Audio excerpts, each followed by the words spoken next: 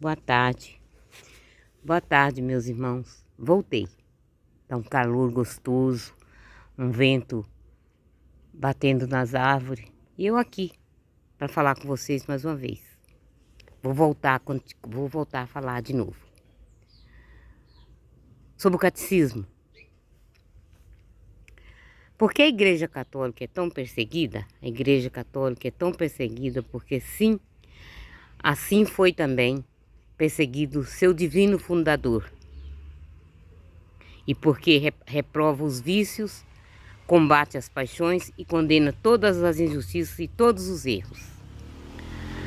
Há outros deveres dos católicos para com a Igreja.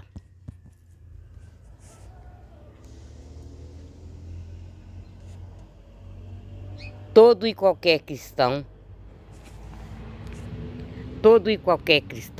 deve ter para com a Igreja um amor ilimitado, considerar-se feliz e infinitamente honrado para pertencer a ela, empenhar-se pela glória e aumento dela por todos os meios ao seu alcance.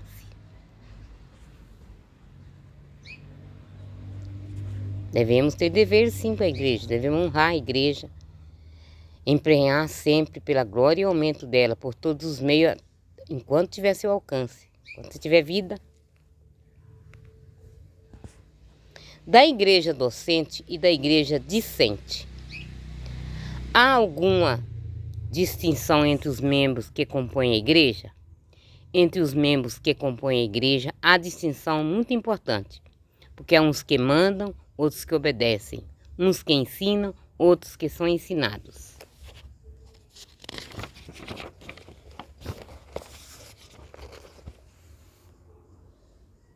Como se chama a parte da Igreja que ensina? A parte da Igreja que ensina chama-se docente ou ensinante. E a parte da Igreja que é ensinante, que é ensinada, como se chama? A parte da Igreja que é ensinada chama-se discente. Quem estabeleceu essa distinção na Igreja? Esta distinção na Igreja estabeleceu o próprio Jesus. Foi o próprio Deus. A Igreja docente e a Igreja discente são, pois, duas igrejas distintas.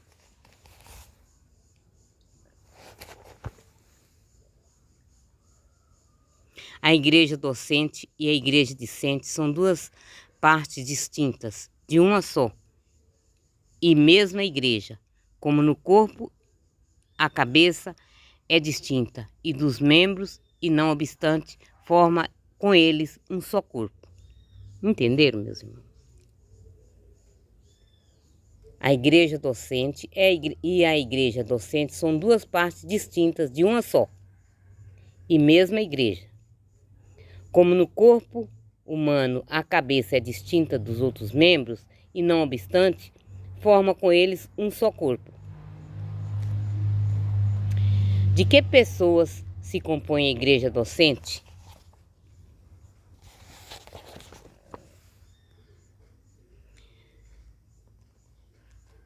A Igreja docente compõe-se de todos os bispos, quer se encontrem dispersos, quer se encontrem reunidos em concílio, unidos à sua cabeça, o Romano Pontífice, o Papa, né? E a Igreja discente, de que pessoas é composta? É composta de todos os fiéis, a Igreja discente. Quais são as pessoas que têm na Igreja autoridade para ensinar?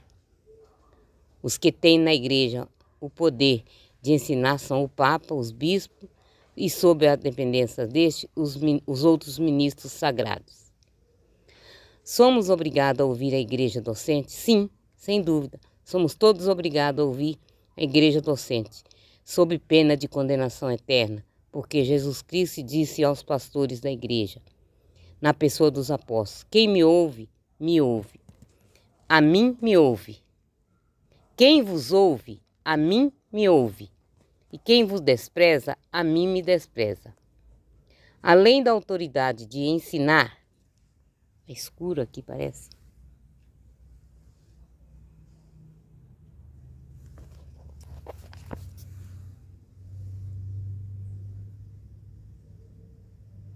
Além da autoridade de ensinar, tem a igreja mais algum poder? Sim. Além da autoridade de ensinar, a igreja tem especialmente o poder de administrar as coisas santas, de fazer leis e de exigir a sua observância. Virá ao povo o poder que tem os membros de hierarquia eclesiástica. O poder que tem os membros da hierarquia eclesiástica não vem do povo, e seria heresia dizê-lo, vem unicamente de Deus. A quem compete o exercício desses poderes? O exercício desses poderes compete unicamente ao corpo hierárquico, isto é, o Papa, aos bispos e os a eles subordinados.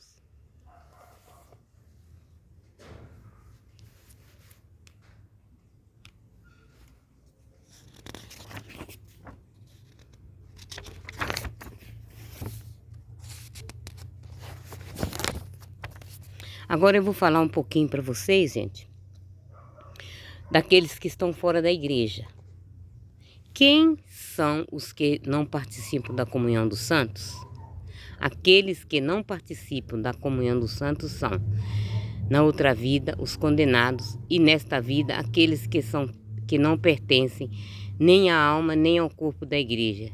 Quer dizer, aqueles que estão em estado de pecado mortal ou se encontram fora da verdadeira igreja. Quem são os que se encontram fora da verdadeira igreja?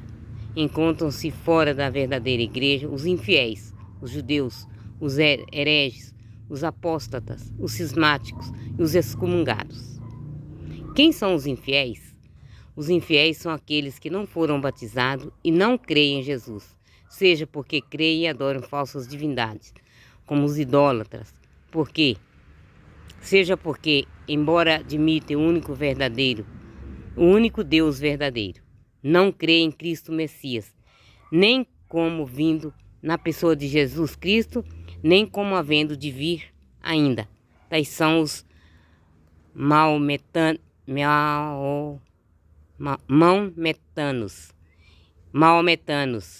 São os maometanos e outros semelhantes. Quem são os judeus? Os judeus são aqueles que professam a lei de Moisés, não receberam o batismo, nem creem em Jesus Cristo. Quem são hereges? Os hereges são pessoas batizadas que recusam com pertinácia crer em alguma verdade revelada por Deus e ensinada como fé pela Igreja Católica. Por exemplo, os arianos, os nestorianos e as várias seitas dos protestantes. Quem são apóstatas? Os apóstatas são aqueles que abjuram, isto é, renegam ato externo à fé católica, que antes professavam. Entenderam, meus irmãos? Aqueles que acreditavam na fé católica deixaram de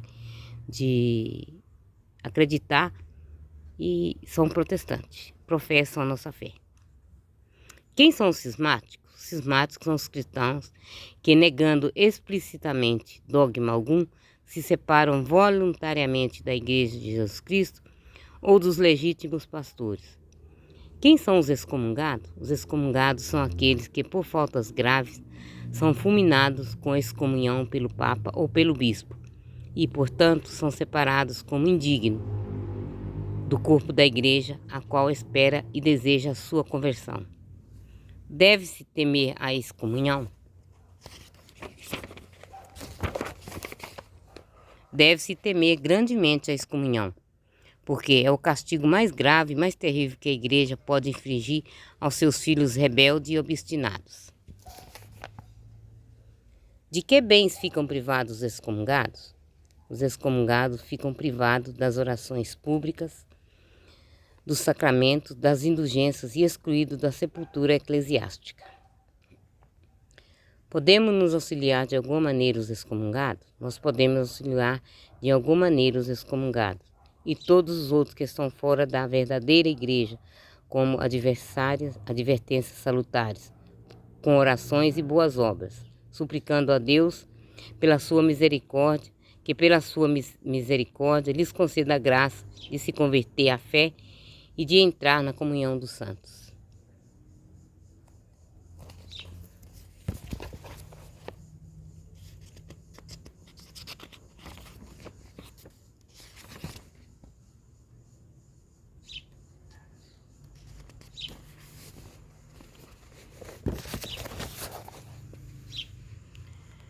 Vou falar da oração dominical. Da oração dominical em geral. Qual a oração vocal mais excelente? A oração vocal mais excelente é aquela que o próprio Jesus nos ensinou, que é o Pai Nosso. Porque é o Pai Nosso a oração mais excelente? Pai Nosso é a oração mais excelente porque foi o próprio Jesus que a compôs e nos-la ensinou, porque contém claramente, em poucas palavras, tudo o que podemos esperar de Deus e porque é a regra e o modelo de todas as outras orações. O Pai Nosso é também a oração mais eficaz? O Pai Nosso é também a oração mais eficaz, porque é a mais agradável a Deus, pois é feita com as mesmas palavras que nos ditou o seu próprio Divino Filho. Por que se chama oração dominical o Pai Nosso? Chama-se porque quer dizer oração do Senhor, principalmente porque ensinou Jesus Cristo por sua própria boca. Quantas petições ao Pai Nosso? 7 petições, precedidas de um preâmbulo. 7 petições precedidas de um preâmbulo. Reza-se o Pai Nosso assim. Primeiro, reza-se o Pai Nosso assim. Pai Nosso que estais no céu, aí primeiro você lê, santificado seja o vosso nome. Segundo, venha o vosso reino. Terceiro, seja feita a vossa vontade, assim na terra como no céu.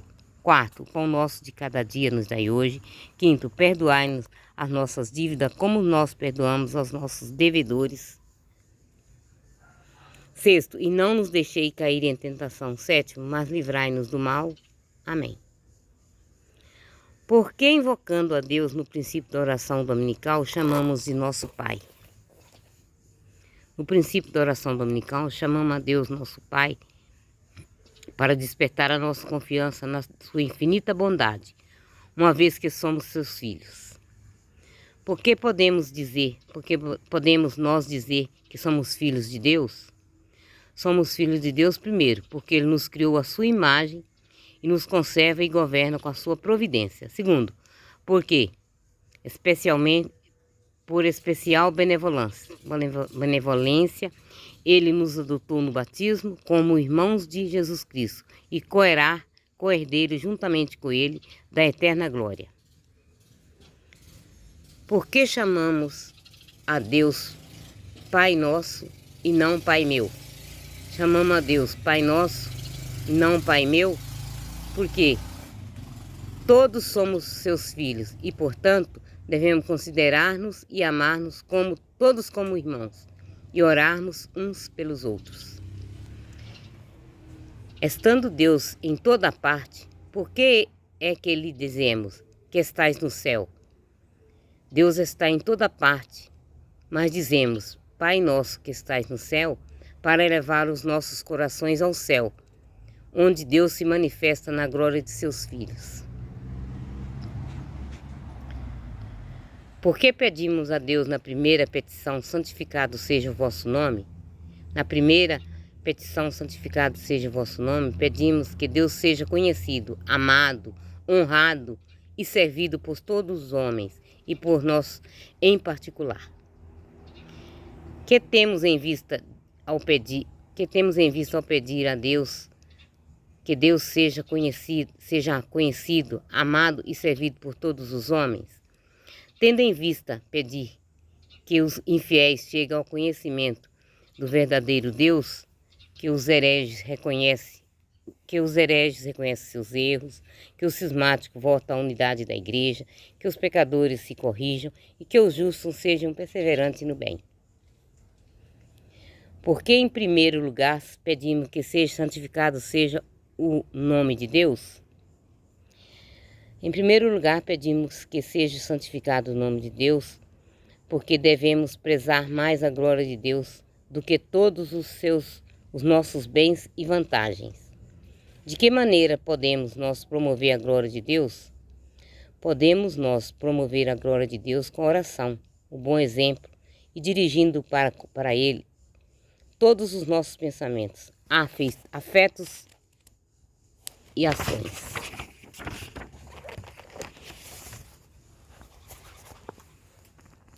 Que entendemos por reino de Deus? Por reino de Deus, entendemos um tríplice reino espiritual, a saber, o reino de Deus em nós, ou o reino de Deus da graça, o reino de Deus na terra, isto é, a Santa Igreja Católica, o reino de Deus nos céus ou no paraíso. Que pedimos com as palavras, venha a nós o vosso reino, com relação à graça? Com relação à graça, pedimos que Deus reine em nós com a graça, sua graça santificante, pela qual Ele se compraz em residir em nós como um rei em seu palácio, e que nos mantenha unidos a Ele pelas suas virtudes da fé, da esperança, da caridade, pelas quais reina sobre a nossa inteligência, sobre o nosso coração e sobre a nossa vontade. Vocês estão entendendo, meus irmãos? Espero que sim, porque a minha intenção é essa, passar para vocês as coisas de Deus, do nosso amado Deus. É isso que eu quero passar.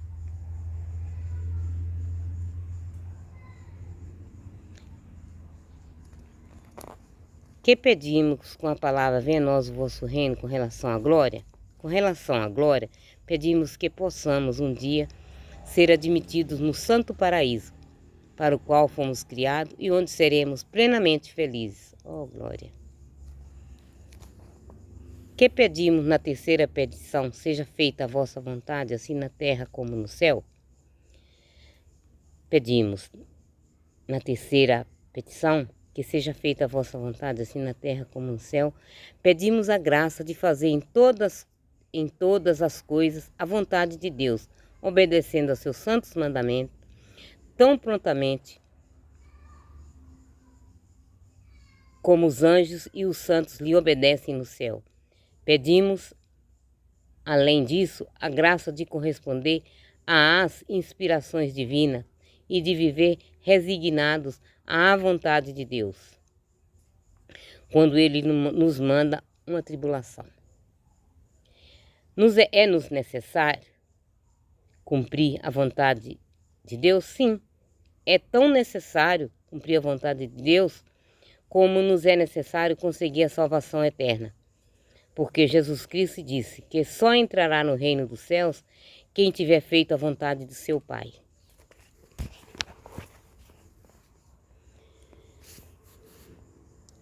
De que maneira podemos conhecer a vontade do Pai, de Deus a nosso respeito? A vontade de Deus nos é manifestada pelos mandamentos de sua lei e pelos preceitos de sua santa igreja. Nossos superiores espirituais, postos por Deus para guiar-nos no caminho da salvação, nos orientam a fim de que conheçamos os desígnios particulares da providência a nosso respeito.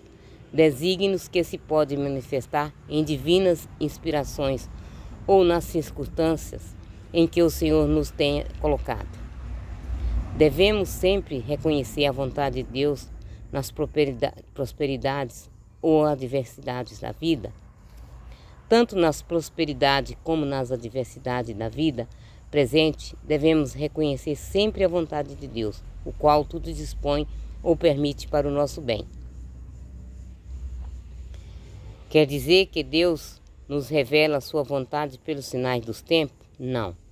A revelação divina encerrou-se com a morte do último apóstolo, de maneira que não há mais revelação pública necessária para a salvação. A afirmação de que devemos ver em todas as coisas a vontade de Deus diz apenas que todas as coisas são sujeitas à santíssima vontade de Deus. De maneira que do mesmo mal não acontece sem uma permissão de Deus, que sabe tirar o bem do mal, e por isso o permite. E, como Deus tem sobre os homens uma amorosa providência, devemos ver em todos os acontecimentos, bons e maus, um desígnio de Deus que visa a nossa salvação eterna. Que pedimos na quarta petição? O pão nosso de cada dia nos dai hoje. Na quarta petição, o pão nosso de cada dia nos dai hoje, pedimos a Deus o que é necessário para cada dia, para a nossa alma e para o corpo. Que pedimos para a nossa alma? Para a nossa alma pedimos a Deus o sustento da vida espiritual, isto é, pedimos ao Senhor que nos dê a sua graça, da qual a todo instante temos necessidade. Toda hora temos necessidade.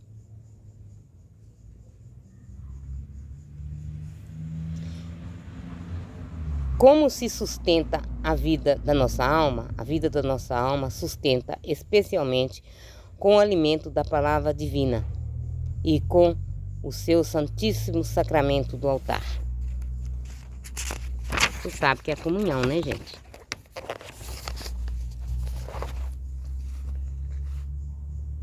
Que pedimos a Deus para o nosso corpo?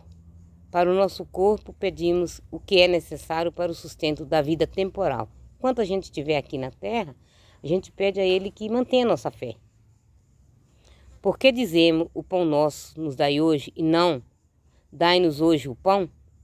Dizemos o pão nosso nos dai hoje e não dizemos dai-nos hoje o pão, para excluir todo e qualquer desejo de bens alheios. Por isso pedimos ao Senhor que nos ajude nos ganhos justos e lícitos, a fim de granjearmos o sustento com o nosso trabalho, sem furtos nem fraudes. Por que dizemos o pão nos dai e não o pão me dai? Dizemos nos dai e não me dai, para nos lembrarmos de que, assim como os bens nos vêm de Deus, assim também Ele nos dá em abundância. É para distribuirmos e para que distribuamos os superfluos ao pobre. O que nos sobra, a gente divide com os mais pobres. É isso que Deus quer de nós, gente. Por que acrescentamos de cada dia?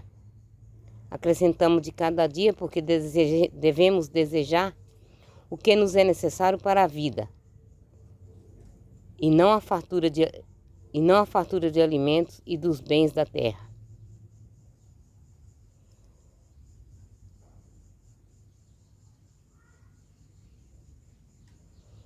Que nos quer dizer a palavra hoje? Na quarta petição, a palavra hoje quer dizer que não devemos estar demasiadamente preocupados com o futuro, mas pedir o que é necessário no momento. Sim, Senhor. Sabemos que a gente tem que viver o hoje, o amanhã a Deus pertence. Então não devemos pedir riqueza. A gente tem que pedir a Deus misericórdia. Porque a gente sabe que Ele dá. Ele é misericordioso, Ele dá. E o que pedimos na quinta petição? Perdoai as nossas dívidas, assim como nós perdoamos aos nossos devedores. Na quinta petição, perdoai as nossas dívidas, assim como nós perdoamos aos nossos devedores, pedimos a Deus que nos perdoe os nossos pecados, como nós perdoamos a quem nos ofendem. Nós temos que perdoar a quem nos ofende. Porque Deus, Ele nos perdoa. Se Ele nos perdoa, nós também temos que perdoar. Por que nossos pecados são chamados dívidas? Nossos pecados são chamados dívidas porque, por causa deles, devemos satisfazer a divina justiça, seja nesta vida, seja na outra. Os que não perdoam ao próximo podem esperar que Deus lhes perdoe? Os que não perdoam ao próximo não têm razão alguma para esperar que Deus lhe perdoe, tanto mais que se condenem por si mesmos, dizendo: a Deus que lhes perdoe sem que eles perdoem ao próximo. Que pedimos na sexta petição, e não deixeis cair em tentação? Pedimos a Deus que nos livre das tentações, não permitindo que sejamos tentados, ou dando-nos graça para não sermos vencidos. A gente é tentado, mas a gente pede a Deus para a gente não ser vencido pelo pecado. Que são as tentações? As tentações são um incitamento do pecado que nos vem do demônio, ou das pessoas más, ou das más paixões, das nossas paixões. É pecado ter tentação? Não, não é pecado ter tentação, mas é pecado consentir nelas, ou expor voluntariamente ao perigo ao consentir. Por que Deus permite que sejamos tentados? Deus permite que sejamos tentados para provar a nossa fidelidade, para fortalecer as nossas virtudes e para aumentar os nossos merecimentos. O que devemos fazer para evitar as tentações? Para evitar as tentações, devemos fugir das ocasiões perigosas, guardar os sentidos, receber com frequência os santos sacramentos, fazer uso da oração, especialmente da devoção a Maria Santíssima e Nossa Senhora. Da sétima petição do Pai Nosso. Que pedimos na sétima petição? Mas livrai-nos do mal. Na sétima petição, mas livrai-nos do mal, pedimos a Deus que nos livre dos males passados. Todo mundo pecou no passado. Então, a gente pede a Ele perdão dos pecados passados, presentes e futuros, e especialmente do sumo mal, que é o pecado, e da condenação eterna, que é o seu castigo. Por que dizemos livrai-nos do mal e não dos males? Dizemos livrai-nos do mal e não dos males, porque não devemos desejar ser isentos de todos os males dessa vida, mas só daqueles que são nocivos à alma.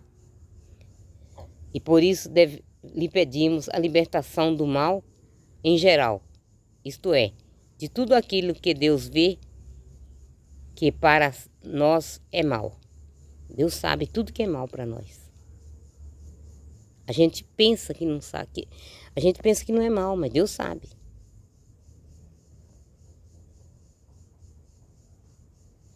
Não é lícito pedir a Deus que nos livre de algum mal em particular, por exemplo, de uma doença?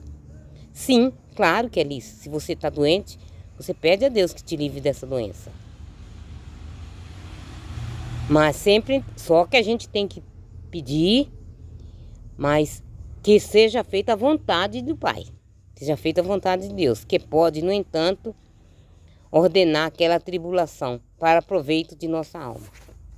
A gente pede a Deus, mas Ele é que sabe.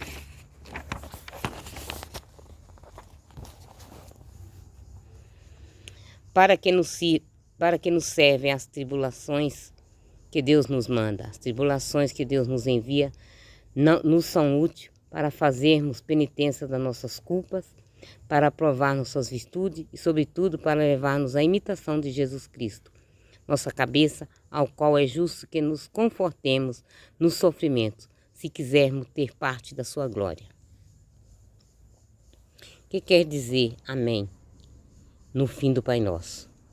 Amém quer dizer assim seja, assim desejo, assim peço ao Senhor e assim espero. Para se alcançar as graças pedidas ao Pai Nosso, no Pai Nosso, basta rezá-lo de qualquer maneira?